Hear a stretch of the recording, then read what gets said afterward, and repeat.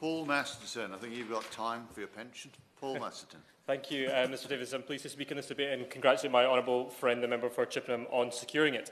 We are here to debate one of the most successful savings policies in pensions history, with over 9 million more people now saving for their retirement as a result of auto-enrolment, 5,000 more in East Renfrewshire and over 63,000 in Scotland as a whole.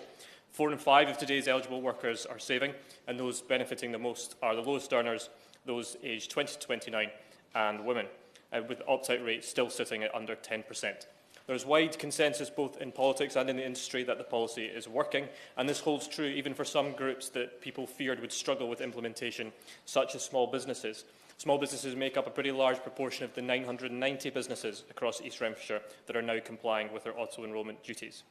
As others have said, the utilisation of inertia to build a savings culture with a new generation of savings is the key element of this policy.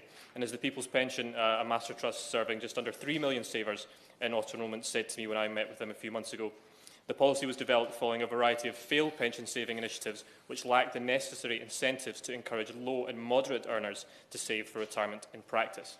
I'm incredibly proud of this government and this policy. It is a savings revolution which has, I don't think it's overstating it, become the envy of governments across the globe.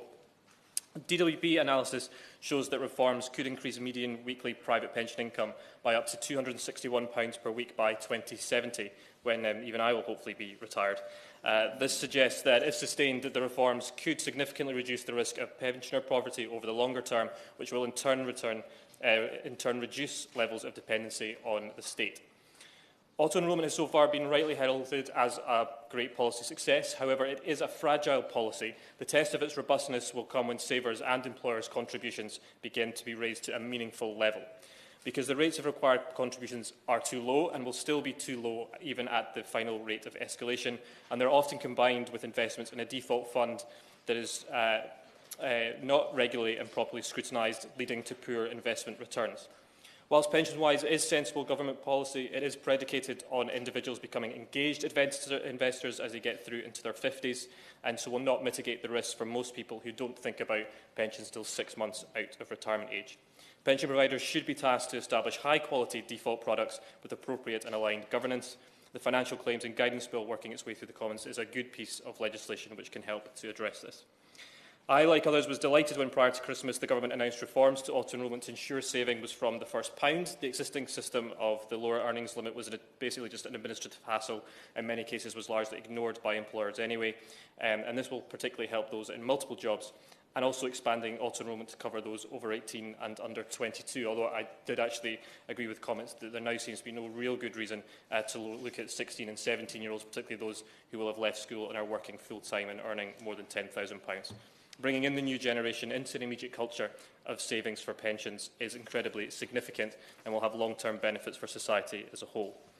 And that's why the government must not slow down the escalation timetable for contributions. Yes, workers and employers need time to adjust, and a careful balance has to be struck so as we don't get a sudden increase in opt-out rates. But the current timetable is suitable, sustainable, and should be stuck to.